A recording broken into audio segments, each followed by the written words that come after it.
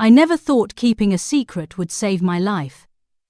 But looking back now, if I had told Derek about the apartment from the beginning, I would have lost everything I worked so hard for.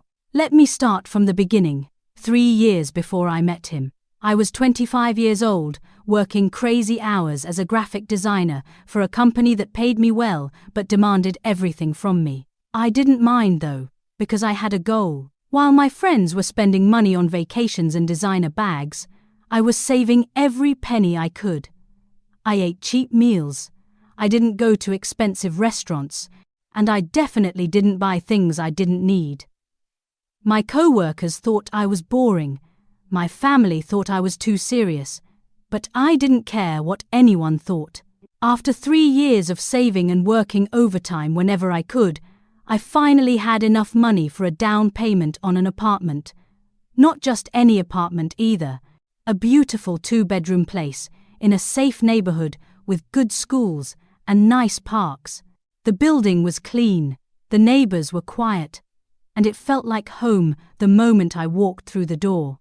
I was 28 years old when I signed those papers, and I remember crying happy tears in the empty living room. This was mine. All mine. Nobody could take it away from me. I learned something important when I bought that apartment. I learned that people treat you differently when they know you have money or own property. Suddenly, family members I barely talked to wanted to visit. Friends who never called me started asking for loans. Even my own cousin suggested I should rent out 1 bedroom to her for cheap, because family helps family. I said no to all of them. This was my achievement, my security, and I wasn't going to let anyone use me for it. That's why, when I met Derek 6 months later, I didn't mention the apartment at all. We met at a coffee shop on a rainy Tuesday morning. I was waiting for my latte when this good-looking guy with blonde hair and blue eyes smiled at me and said, "I think they forgot about your order. Let me get their attention for you." He was charming. He was sweet. He made me laugh by doing a funny impression of the stressed barista. We ended up talking for an hour, and he asked for my number before we left. Derek was everything I thought I wanted. He took me on nice dates. He texted me good morning every day. And he said all the right things about wanting a serious relationship. But there were small things that bothered me, little red flags that I tried to ignore because I liked him so much. He always seemed to forget his wallet when we went out to eat. Not every time, but enough times that I noticed. He talked a lot about the money he was going to make someday, about big business deals that were almost ready, about opportunities that never quite happened. He worked in sales, but he was always between jobs or waiting for the right position. When he asked where I lived, I just said I stayed in an apartment near downtown and that I paid the bills there. It was true. I didn't lie. I just didn't tell him I owned it. He assumed I was renting, and I let him believe that. Something in my gut told me to keep this information to myself. At least until I knew him better. After 3 months of dating, Derek introduced me to his mother, Patricia. I will never forget that first meeting. We went to a fancy restaurant, the kind with cloth napkins and prices that make you nervous. Patricia walked in wearing expensive clothes and more jewelry than I'd ever seen on one person. She had perfectly styled grey hair and a smile that didn't reach her eyes. She asked me so many questions that night. What did I do for work? How much did I make? Did I have savings? What kind of apartment did I live in? Was I close to my family? Did I expect my parents to leave me an inheritance? The questions felt more like a job interview than a nice dinner with my boyfriend's mother. Derek just sat there smiling, like this was completely normal. Patricia made comments throughout dinner that made me uncomfortable. Derek deserves someone who can contribute to his future, she said while cutting her expensive steak. He's going to be very successful, and he needs a partner who understands the value of building wealth together. I nodded politely, but inside I was annoyed.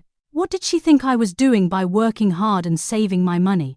As Derek and I dated more seriously, I noticed how much influence Patricia had over him. She called him every single day, sometimes twice. She had opinions about everything, from what car he should buy to what cologne he should wear. And Derek listened to her like her word was law. Whenever we had a disagreement, he would say, "Well, my mother thinks it should have bothered me more than it did, but I was falling in love with him despite these warning signs." 8 months after we met, Derek proposed. It was romantic, with candles and roses and a ring that probably cost more than he could afford. I said yes because I loved him and because I thought we could build a good life together. But I still didn't tell him about owning the apartment. By this point, so much time had passed that it felt awkward to bring it up. How do you tell someone, after 8 months, that you've been keeping a major secret? My best friend Vanessa was the only person who knew the whole truth. She's a lawyer with red hair, freckles, and zero patience for nonsense. When I told her I was engaged but still hadn't mentioned the apartment to Derek, she looked at me like I was crazy. "If you're hiding your apartment from him, there's a reason," she said. "Trust that instinct. Your gut is trying to tell you something." I defended Derek. I said he just had traditional views about men being providers, and that he might feel embarrassed if he knew I owned property while he didn't. Vanessa wasn't convinced. "Traditional is fine," she said. "But hiding assets from your fiancé means you don't completely trust him. And if you don't trust him, why are you marrying him?" I didn't have a good answer for that. Deep down, I knew what I was doing. I was testing him. If Derek really loved me for who I was, then the apartment wouldn't matter when he eventually found out. If he didn't really love me, if he was with me for the wrong reasons, then keeping the apartment secret would protect me. It sounds calculated when I say it like that, but it felt more like survival instinct. The wedding was beautiful. We had it at a nice hotel with white flowers everywhere and a cake that had 5 layers. Patricia loved it because it looked expensive. Derek's whole family came, and they all seemed impressed by the fancy venue and the open bar. I paid for most of it with my savings, but I told Derek my parents had helped out. Another small lie to add to the big one. On our wedding night, we went back to the apartment, my apartment, which Derek still believed was a rental. I was exhausted and happy, ready to start our life together as husband and wife.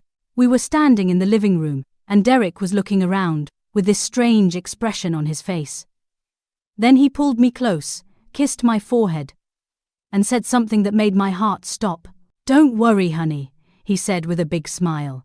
"Once we sell this place, we'll have enough money for a down payment on something we actually own together." I felt like I couldn't breathe. Sell this place? What was he talking about? This was a rental as far as he knew. You can't sell a rental unless he had been planning something all along.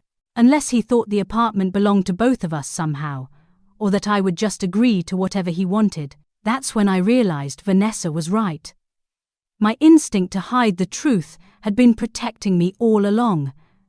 And now, I was married to a man who was already making plans for my property without even asking me first.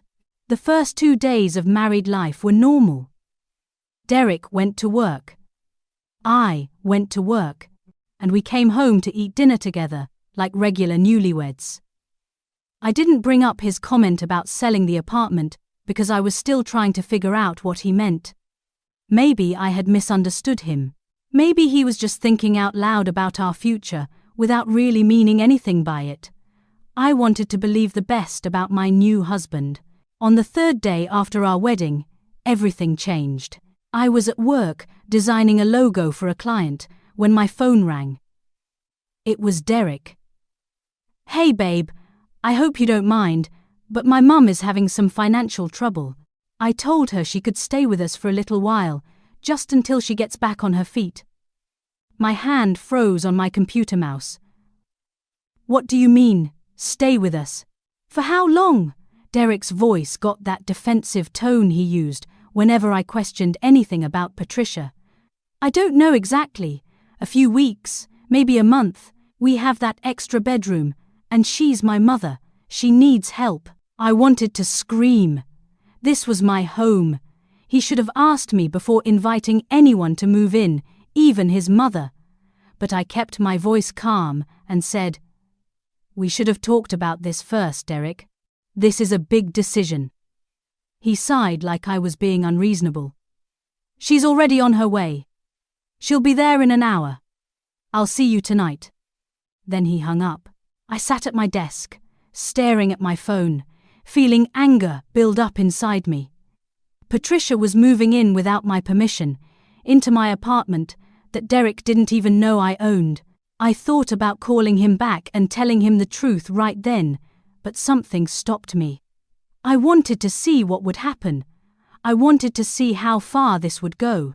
When I got home that evening, Patricia was already there. She had 3 large suitcases in the hallway and was standing in my living room like she owned the place. "Oh good, you're finally home," she said, not even bothering with a hello. "Derek gave me the spare key. I've been rearranging some things. You had the furniture in all the wrong places, and these decorations were so cheap looking.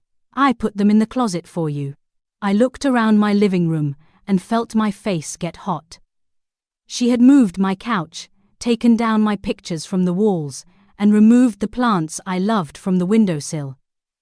"Patricia, those were my things.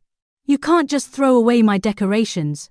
She waved her hand like I was being silly. "Oh, sweetie, I didn't throw them away. I just put them somewhere out of sight. You'll thank me later.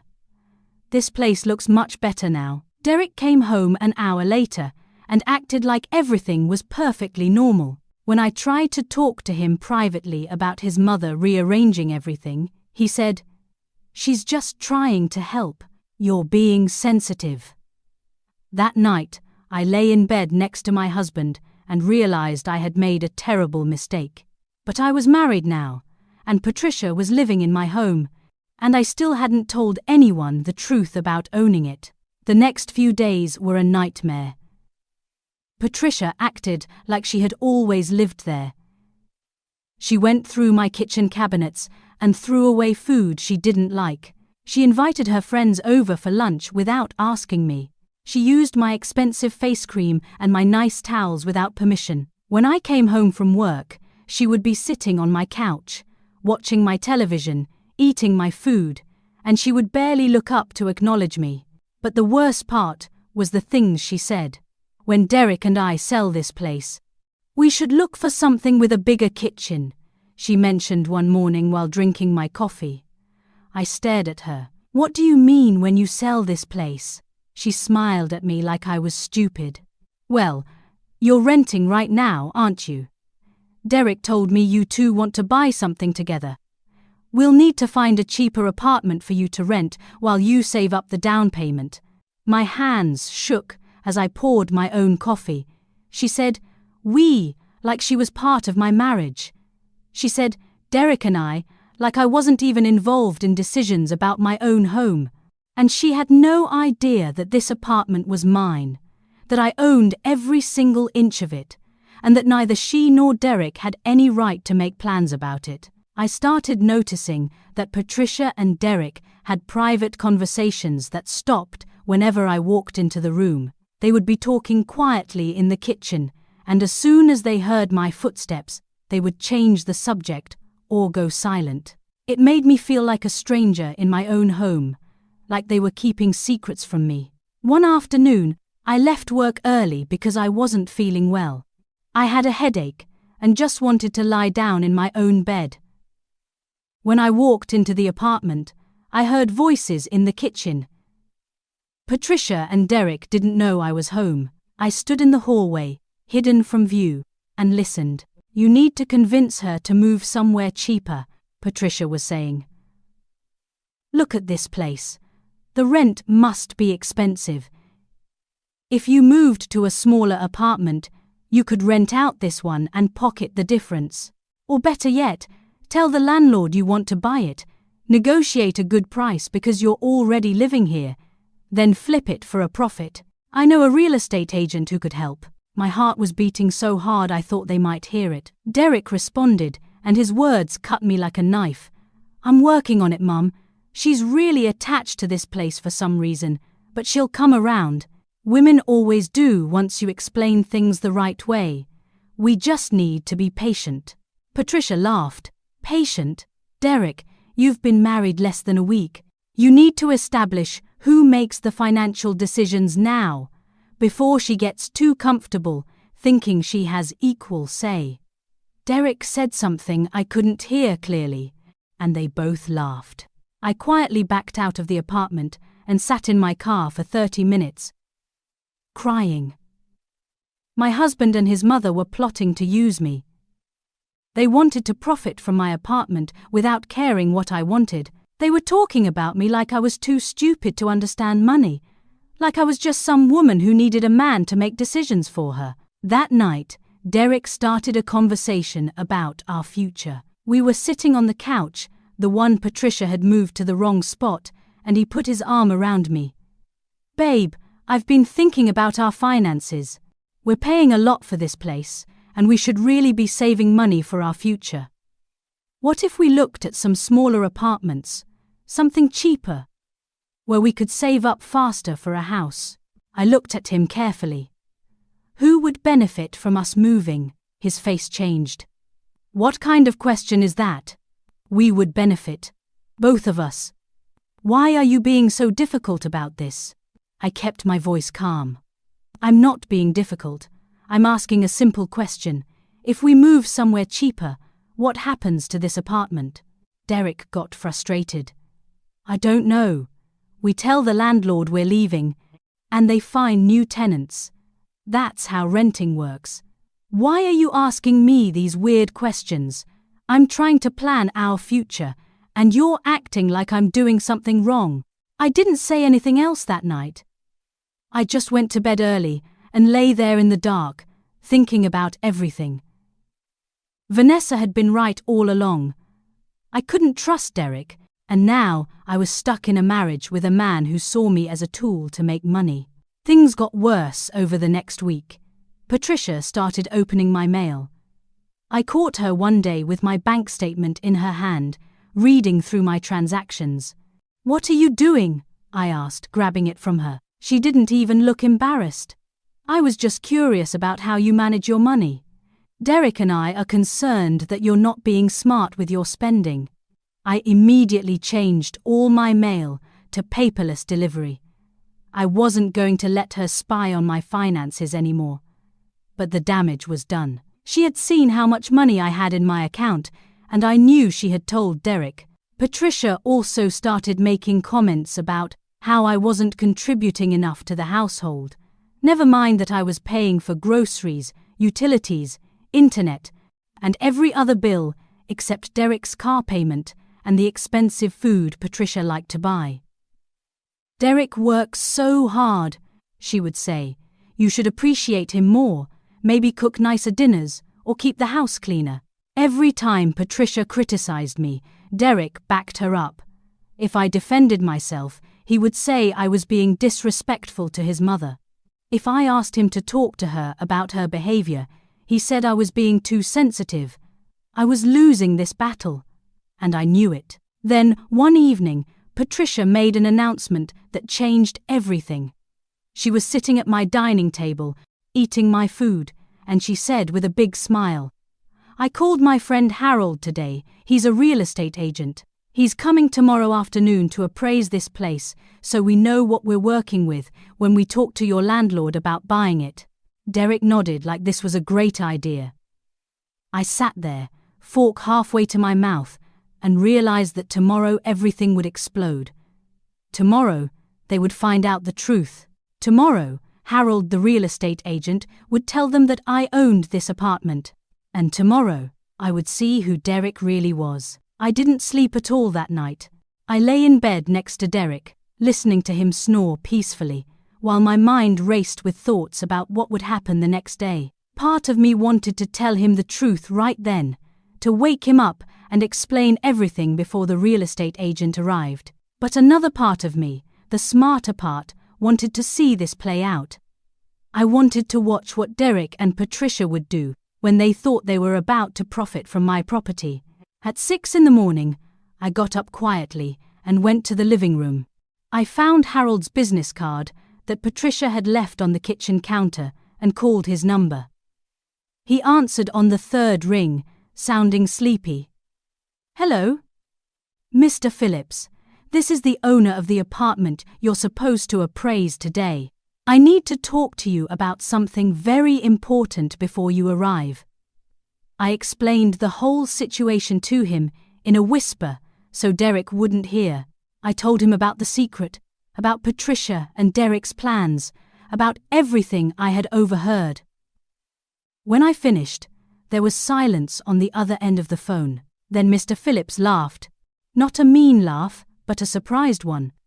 "Ma'am, I've been doing this job for 20 years, and I've never heard anything like this. You want me to come do the appraisal and just see what happens when they find out you're the owner?" I confirmed that yes, that was exactly what I wanted. He agreed to help me, and we planned exactly how it would go. I went to work that morning like normal, but I told my boss I had a family emergency and needed to leave at lunch. Derek had taken the afternoon off to be there for the appraisal, and Patricia had been cooking a nice lunch for Mr. Phillips like he was an honored guest instead of just someone doing his job. When I got home at 1 o'clock, Patricia had set the dining table with my good plates and made sandwiches that probably cost $30 in ingredients. Derek was wearing his best shirt and had styled his hair like he was going to a job interview. They both looked at me with annoyance when I walked in. "Why are you home?" Patricia asked. "This is important business. We don't need you hovering around." I smiled sweetly. "This is where I live. I think I have a right to be here." Derek frowned, but didn't argue. He was too excited about the appraisal to fight with me. Mr. Phillips arrived 15 minutes later. He was a short man with grey hair and kind eyes, and he carried a leather folder that made him look very professional. Patricia practically ran to the door to let him in, shaking his hand like he was a celebrity. "Harold, thank you so much for coming on such short notice. Can I get you some coffee? A sandwich?" Mr. Phillips smiled politely. "No thank you, Patricia. Let's just get started with the appraisal." He walked through the apartment slowly, taking notes on his phone and measuring rooms with a laser tool. Patricia and Derek followed him around like puppies, pointing out features they thought would increase the value. "We've really taken good care of this place," Derek said, which was funny because he had only lived here for a week. "The previous tenants must have been very responsible too, because everything is in great condition." Patricia nodded eagerly. "Once we buy it from the landlord, we're thinking of doing some improvements. Maybe new cabinets in the kitchen. Definitely new carpet in the bedrooms. Then we can flip it for a nice profit." I sat on the couch, watching this performance, feeling my anger grow with every word. They were spending my money in their heads, making plans for my property, and acting like I didn't exist. Mr. Phillips caught my eye a few times, and I could see he was trying not to smile. After 30 minutes of walking through every room, taking pictures, and making notes, Mr. Phillips came back to the living room. Patricia and Derek sat down across from him, leaning forward with excited expressions. I stayed on the couch, off to the side, just watching. "Well, Mr. Phillips said, opening his folder. "This is definitely an interesting situation," Patricia beamed.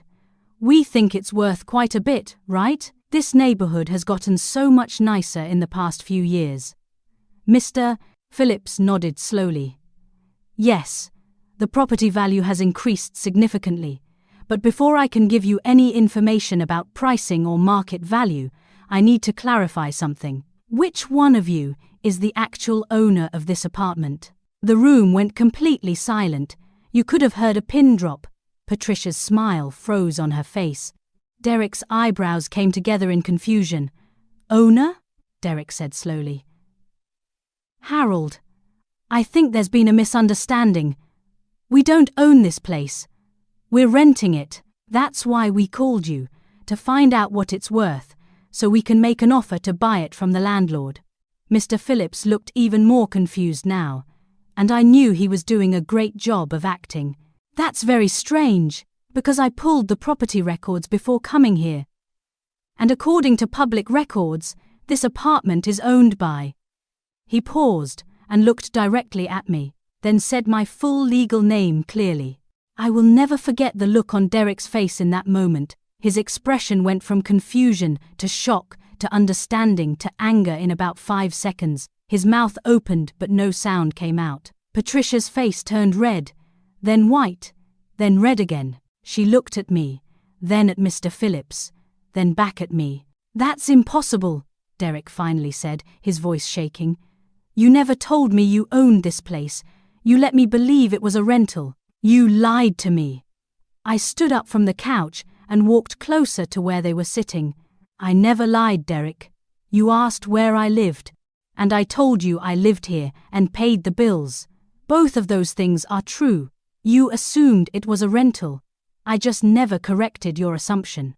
Patricia found her voice then, and it came out as a screech. You manipulative little liar! You trapped my son! You married him under false pretenses.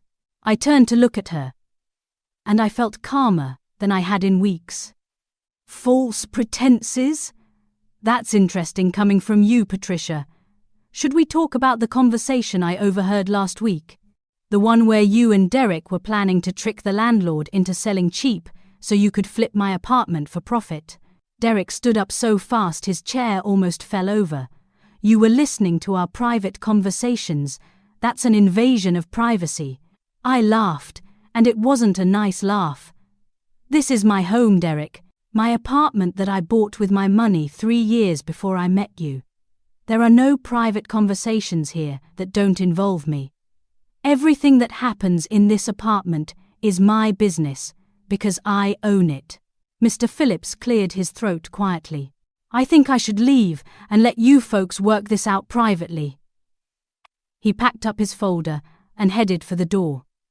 As he passed me, he whispered, "Good luck." And then he was gone. The moment the door closed, Derek exploded. He started yelling about trust and honesty and how marriages were supposed to be based on sharing everything. A wife is supposed to tell her husband about her assets, about her property. You've been lying to me since the day we met. I stayed calm, which seemed to make him even angrier. Where's your bank account information, Derek? Where's your investment portfolio? Your savings account? Oh, that's right. You don't have any of those things because you're broke. You've been late on your car payments twice since we got married. Your credit cards are maxed out. But I'm supposed to share everything with you while you share nothing with me. Patricia jumped in, her voice full of venom. How dare you speak to my son that way? He works hard for his money. I turned to her. Does he, Patricia? Because from what I've seen, he works occasionally and spends money he doesn't have. And you're no better. You moved into my home without asking permission, threw away my belongings, opened my mail, and made plans to profit from my property. Both of you have been using me. Derek's face was purple now. I'm your husband. That means something. That means I have rights. I felt my own anger rising finally.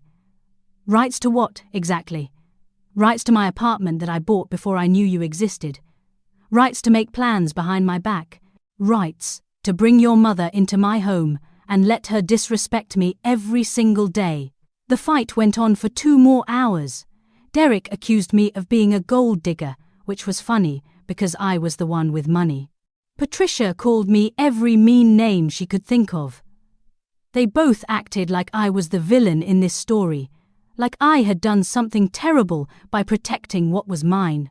Finally, when I was exhausted and hoarse from arguing, Derek said something that made my blood run cold. This isn't over. I'm your husband. In this state, Marital property is shared property. I have legal rights to this apartment, whether you like it or not. Patricia smiled for the first time since Mr. Phillips had dropped the bomb. He's right, sweetheart. You might have bought it before marriage, but now that you're married, Derek is entitled to half of everything you own, including this apartment. So either you can be smart and work with us, or we can get lawyers involved and take what's legally ours. I looked at my husband and my mother-in-law, and I realized I was in serious trouble. I couldn't breathe properly. My chest felt tight, and my hands were shaking. Were they right? Could Derek actually take half of my apartment just because we were married? I had bought it 3 years before I even met him. How could that be fair? But Patricia looked so confident, so sure of herself, and Derek had that mean smile on his face, like he had already won. I went into the bedroom and closed the door. My fingers fumbled with my phone as I called Vanessa. She answered immediately. "What's wrong? You sound terrible." The words came pouring out of me, everything about the appraisal, the fight, Derek's threats, Patricia's claims about marital property. When I finished, I was crying so hard I could barely speak. Vanessa's voice changed. It became sharp and professional, her lawyer voice. "Listen to me very carefully. Stop crying and listen. They are lying to you. That apartment is yours. You bought it before marriage with your own money. It's called separate property, and Derek has absolutely no claim to it. Do you understand me? They're trying to scare you into giving them money." I felt like I could breathe again. "Are you sure?" Patricia sounded so certain. Vanessa made an angry noise. "Patricia is not a lawyer, and she's banking on you being too scared to check the facts. I'm coming over right now. Don't sign anything, don't agree to anything, and don't let them intimidate you." She arrived 30 minutes later with her briefcase and a huge coffee for me. Patricia and Derek were still in the living room, whispering to each other and looking at legal websites on Derek's phone. When Vanessa walked in, Patricia stood up with her arms crossed. "Who is this?" "I'm her lawyer," Vanessa said coldly. "And we need to talk about your false claims regarding marital property law." Patricia's face went pale, but she tried to hide it. "We don't need to discuss anything with you. This is between my son and his wife." Vanessa pulled out a folder from her briefcase. "Actually, when you threaten legal action against my client, it becomes my business. Would you like me to explain how separate property works in this state? Or would you prefer to continue making threats based on laws you clearly don't understand?" Derek jumped up.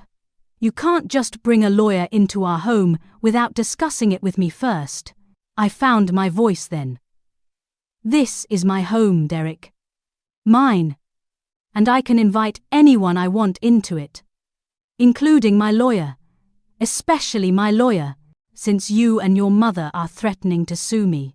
Vanessa sat down at my dining table and opened her folder. She explained everything in simple terms. The apartment was purchased before marriage with my separate funds.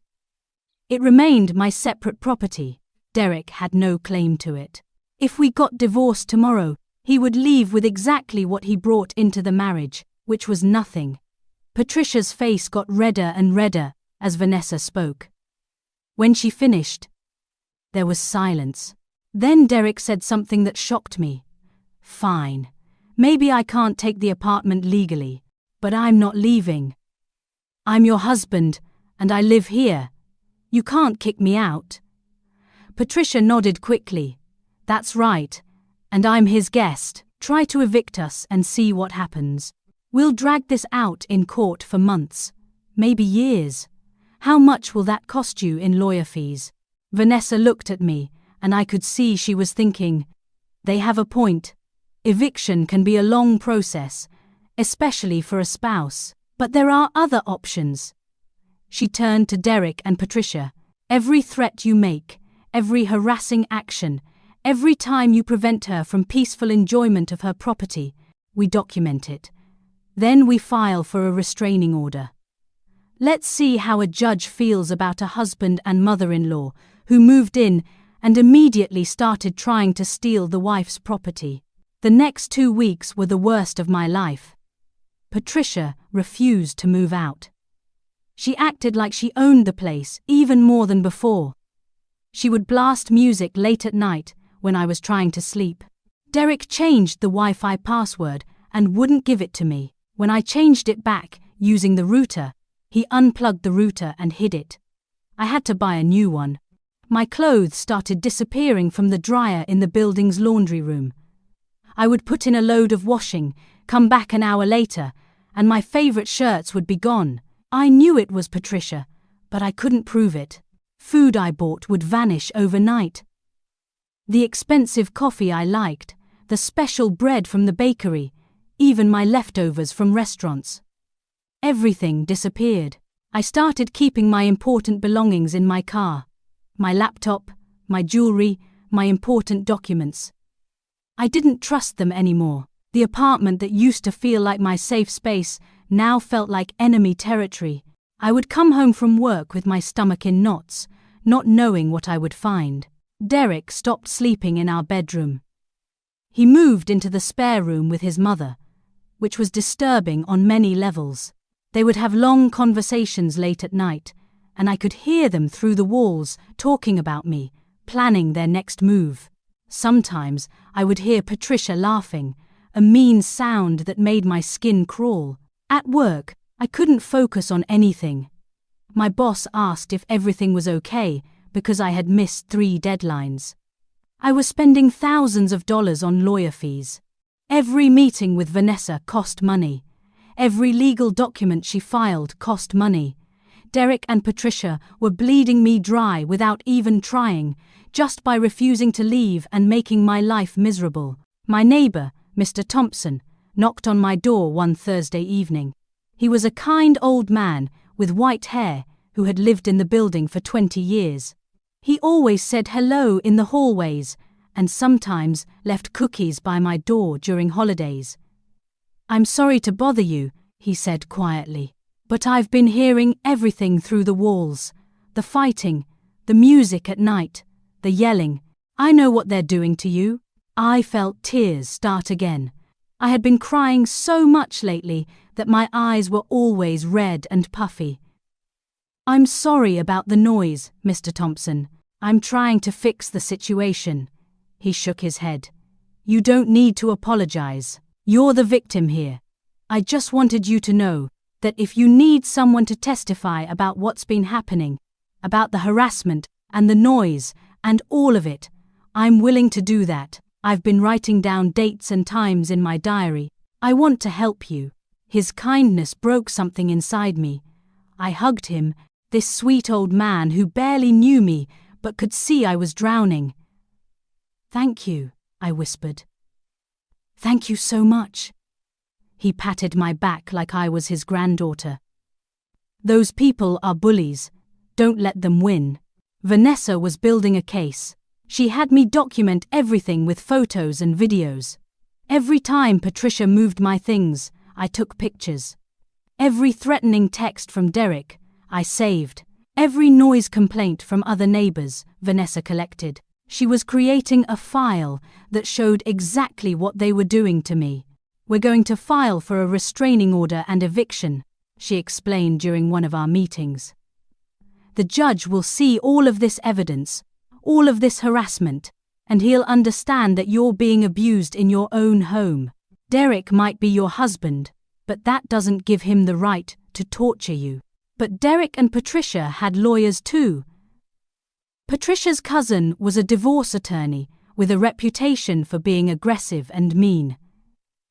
His name was Lawrence, and he sent us letters filled with legal threats. He claimed I had abandoned the marriage by refusing to share my assets. He said Derek was entitled to spousal support. He even suggested that I owed Patricia rent for staying in the spare bedroom. Every letter from Lawrence cost me more money to respond to. Every claim had to be answered with legal documents. Every threat had to be taken seriously, even though most of them were nonsense. This was their strategy. They couldn't win legally, so they were trying to make the fight so expensive and exhausting that I would just give them money to go away. One night, I came home to find Derek had brought a locksmith to change the locks on the apartment. I pulled into the parking lot and saw a van with 24-hour locksmith written on the side. My heart started racing as I ran upstairs. Derek was standing at my door with a man who was installing a new lock. "What are you doing?" I shouted. Derek smiled at me. That same mean smile. "This is my home too. I'm protecting my investment. I don't trust you not to lock me out, so I'm changing the locks to something only I have the key to." My hands were shaking as I pulled out my phone and called the police. Derek's smile faded. "You're calling the cops on your own husband?" The locksmith looked uncomfortable and started packing up his tools. "Man, I don't want to be involved in a domestic situation. I'm leaving." The police arrived 10 minutes later. 2 officers, a man and a woman, came up to the apartment and asked what was going on. I explained that Derek was trying to change the locks on my property without my permission. Derek argued that he lived here and had every right to change the locks. The female officer asked to see identification and proof of ownership. I showed them my driver's license with this address and pulled up the property records on my phone, showing my name as the owner. Derek had nothing but his driver's license with his mother's old address. The male officer looked at Derek seriously. "Sir, you cannot change locks on a property you don't own without the owner's permission. That's illegal." Derek's face turned purple with rage. His hands were in fists at his sides, and for a moment I thought he might actually hit someone. "This is my wife's apartment, which makes it mine too. We're married." The female officer shook her head. "That's not how property law works, sir. If the deed is in her name from before the marriage, it's her separate property. You'll need to work this out with lawyers, but you cannot change these locks." After the police left, Derek stood in the hallway, staring at me with pure hatred in his eyes. Patricia had come out of the apartment and was watching with her arms crossed. Derek took a step toward me, and his voice was quiet and cold. "You're going to regret this. You're going to lose everything. I'm going to make sure you pay for humiliating me like this, in front of the police." I looked at my husband. This man I had loved enough to marry, and I didn't recognize him anymore. "I already lost everything, Derek. I lost my peace, my home, my trust. The only thing I have left is this apartment, and I'm not letting you take it from me." The day of the court hearing finally arrived 3 weeks later. I had barely slept the night before, going over everything in my mind. Vanessa had prepared a thick folder full of evidence. Photographs of my belongings that Patricia had thrown away. Text messages where Derek threatened me. Noise complaints from Mr. Fryve, Thompson and 2 other neighbors. Bank statements showing I had paid every single bill while Derek contributed nothing. And the police report from the locksmith incident. I wore a simple blue dress and pulled my hair back in a neat ponytail. Vanessa had told me to look professional, but not fancy, to show the judge I was a normal person being harassed in my own home. Derek showed up in an expensive suit that I knew he couldn't afford, probably borrowed from someone. Patricia wore a black dress with so much jewelry she looked like she was going to a fancy party, not a court hearing. The courtroom was smaller than I expected, with wooden benches and fluorescent lights that made everything look harsh and cold. The judge was a woman in her 60s with grey hair and glasses, and she had a serious expression that made me nervous. Her name was Judge Martinez, and Vanessa had told me she was fair but strict and didn't like people who wasted her time. Vanessa presented our case first. She showed the judge the property records, proving I had bought the apartment 3 years before meeting Derek. She explained how Derek and Patricia had moved in and immediately started planning to profit from my property without my knowledge. She played a recording on her phone that I had made of Patricia and Derek discussing their scheme to buy the apartment cheap and flip it. I had been so scared to record them, hiding my phone in my pocket. But Vanessa said it was legal because it was in my own home. Judge Martinez listened carefully, taking notes on a yellow legal pad. When Vanessa showed her the photographs of my clothes that had been thrown away and the police report about the locks, the judge's eyebrows went up. "Mr. Carson," she said, looking at Derek, "did you attempt to change the locks on a property you don't own?" Derek stood up quickly, his face red. "Your Honor, that's my wife's apartment. I live there. I should have a say in security measures." Judge Martinez looked at him over her glasses. "That's not what I asked. Did you or did you not attempt to change the locks without the property owner's permission?" Derek's lawyer, Lawrence, stood up and tried to say something about marital rights, but the judge held up her hand. "I'll get to you in a moment, Counselor. Mr. Carson, answer the question." Derek mumbled something, and the judge asked him to speak up. "Yes, I tried to change the locks, but only because I felt unsafe." Judge Martinez wrote something down. "Unsafe from your wife, the woman you've been living with, the woman whose property you've been residing in rent-free."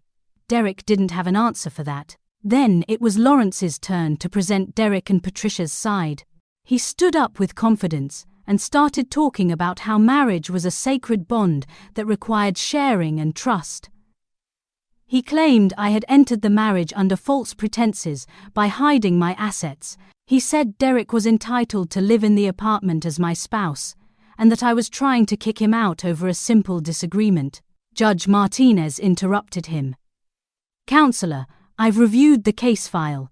Your client's wife purchased this property 3 years before they met. It's clearly separate property. What exactly is your legal argument for Mr. Carson having any claim to it?" Lawrence stumbled over his words, talking about good faith and reasonable expectations. The judge didn't look impressed.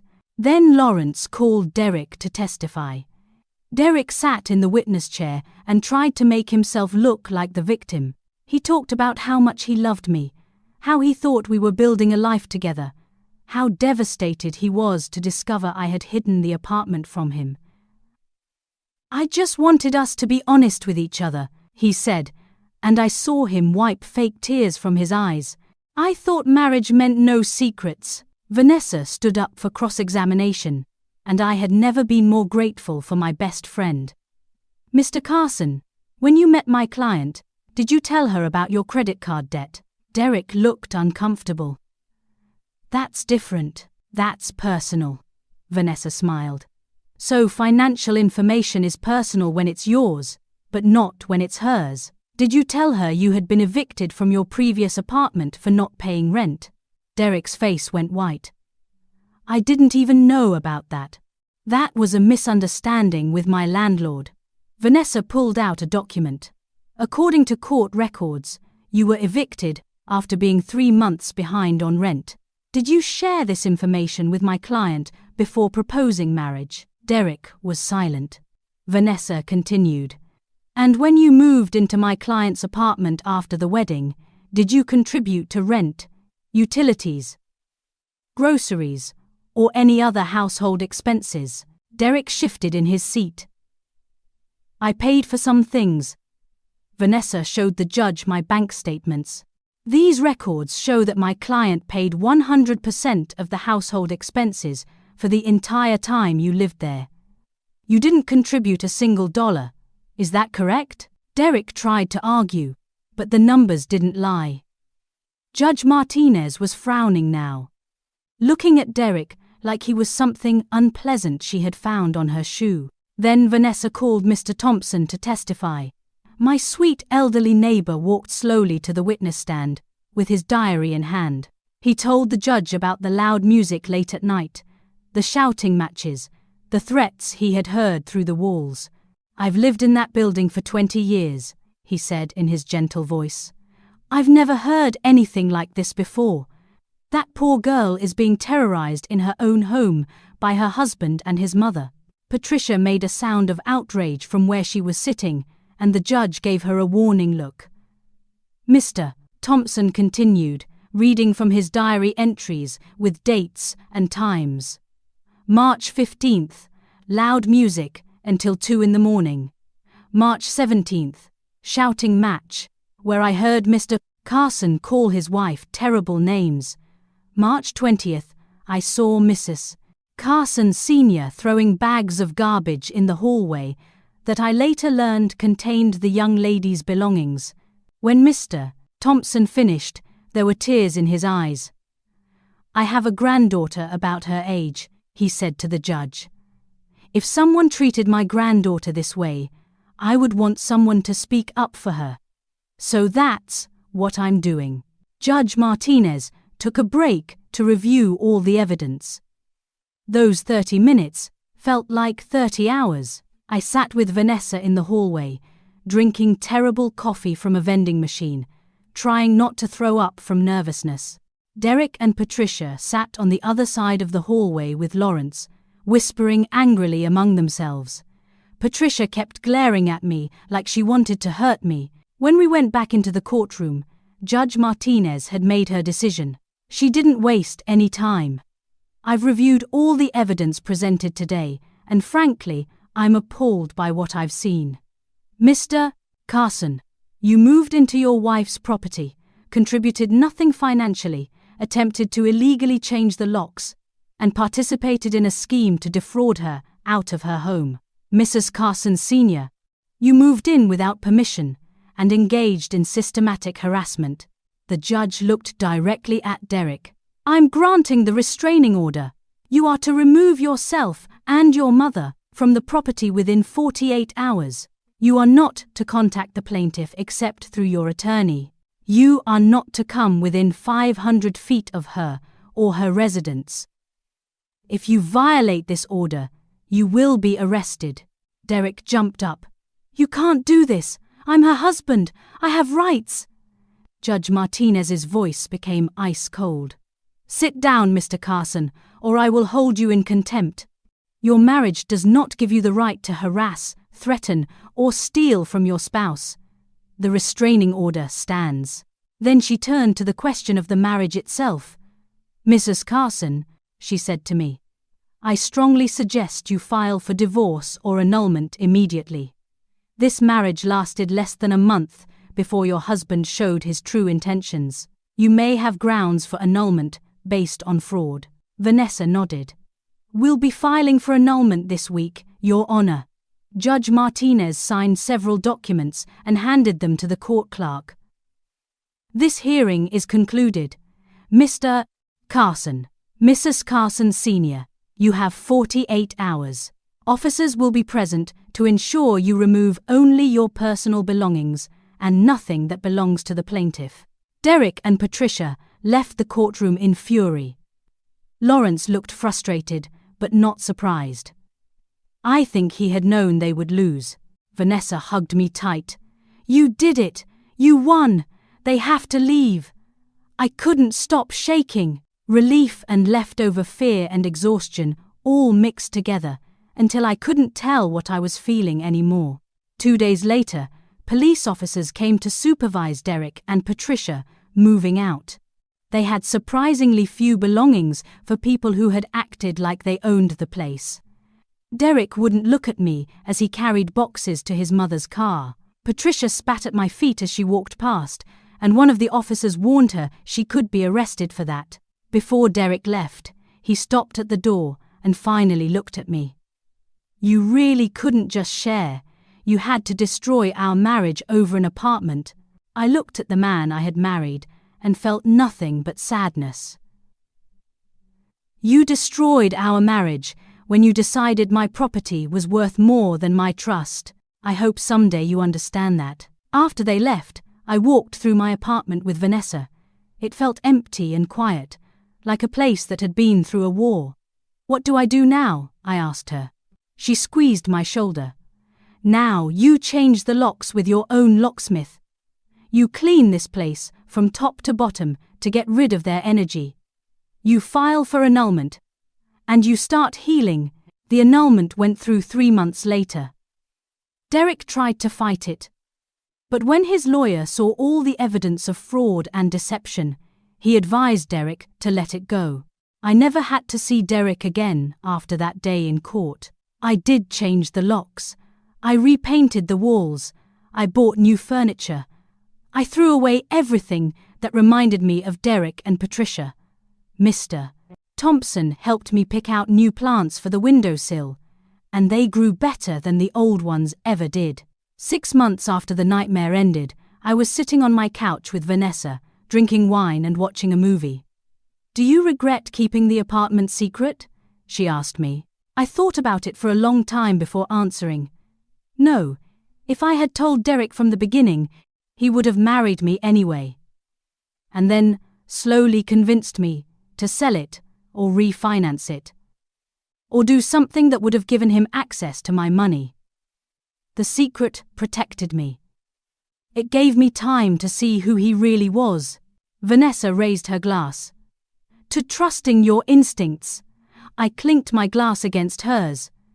To protecting what's yours. I learned important lessons from this experience. I learned that real love doesn't try to steal from you.